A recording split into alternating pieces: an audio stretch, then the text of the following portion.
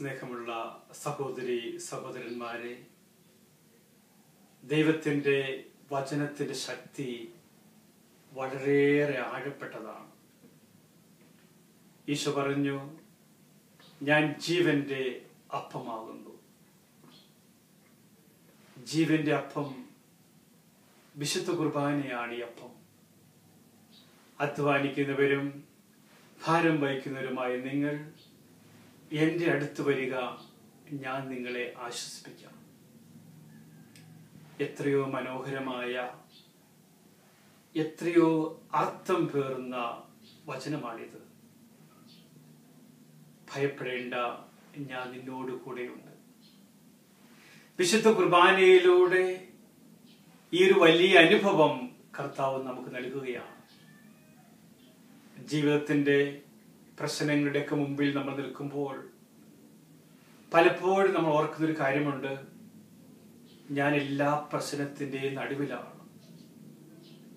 എങ്ങനെ ഞാനൊന്ന് പുറത്തു കിടക്കും? എവിടെ നിന്നാണ് എനിക്ക് സമാധാനവും സ്വച്ഛതയും ലഭിക്കുക? എന്നാൽ എൻ്റെ ജീവിത നൊമ്പരങ്ങളും എൻ്റെ തകർച്ചയും എൻ്റെ കഷ്ടപ്പാടുകളും എൻ്റെ ആകുലതകളും ഈശോയുടെ മുന്നിലേക്ക് സമർപ്പിക്കുമ്പോൾ എല്ലാറ്റിനും വലിയൊരർത്ഥമുണ്ട്. ഞാൻ ഈ തിരുവചനം ഇപ്പോൾ നിങ്ങളോട് പങ്കുവെക്കുന്നത് മനിലയിലെ ഫിലിപ്പീൻസിൽ നിന്നാണ്. ദിവ്യകാരുണ്യ ധ്യാന കേന്ദ്രം, ദിവ്യകാരുണ്യത്തിൻ്റെ സെന്റർ. ഏതാനും വർഷങ്ങൾക്ക് മുമ്പ് ഒരു ദിവസം ഒരു വലിയ അനുഭവം ഉണ്ടായി.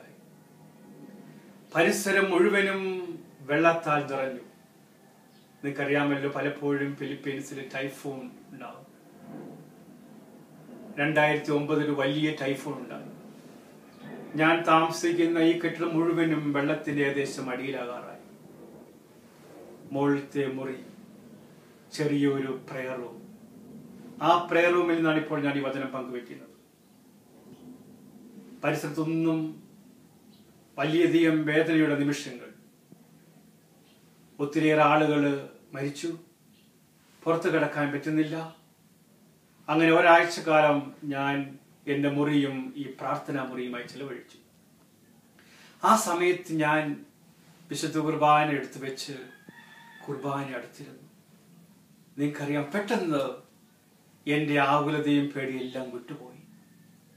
ഒരു വലിയ സ്വച്ഛതയും സമാധാനവും എൻ്റെ ഉള്ളിലേക്ക് കടന്നു വന്നു. വിശുദ്ധ കുർബാനയുടെ സാന്നിധ്യം, അപ്പത്തിൻ്റെ കൂടെ ഇരിക്കുക. പ്രിയമുള്ളവരെ, വേദനയോടുകൂടി ഇരിക്കുക, തകർച്ചയോടുകൂടി ഇരിക്കുക, നൊമ്പരത്തിനോടുകൂടി ഇരിക്കുക, ഇതൊക്കെ നമ്മുടെ അനുഭവങ്ങളാണ്. എന്നാൽ പുതിയൊരു അനുഭവം, അപ്പത്തിൻ്റെ കൂടെ ഇരിക്കുക, വിശുദ്ധ കുർബാനയോടെ ഇരിക്കുക, ജീവിതത്തിന് വലിയ അർത്ഥവും ജീവിതത്തിന് വലിയ സ്വച്ഛതയും സമാധാനം നൽകുന്നു. തിരുവചനം അരുളി ചെയ്യുന്നു, ദാഹാർത്തരെ ജലാശയത്തിലേക്ക് കടന്നു വരിക, തേനും പാലും സൗജന്യമായി നേടുക. ജലാശയം, ദൈവത്തിന്റെ കാരുണ്യം, സ്നേഹത്തിന്റെ കാരുണ്യം, ജീവന്റെ അപ്പം, അന്നു വേണ്ടുന്ന ആഹാരം നമുക്ക് ഈ അപ്പത്തിൻ്റെ അടുത്തേക്ക് കടന്നു വന്നുകൊണ്ട് നമ്മുടെ ജീവിതത്തെ ദൈവകരങ്ങളിലേക്ക് സമർപ്പിക്കാം.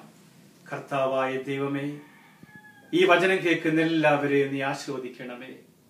അവരുടെ ജീവിതത്തിലേക്ക് കടന്നു വന്നുകൊണ്ട് നിന്റെ സമാധാനവും സന്തോഷവും നൽകണമേ. പിതാവിനും പുത്രനും പരിശുദ്ധാത്മാവിനും സ്തുതി. ആമേൻ.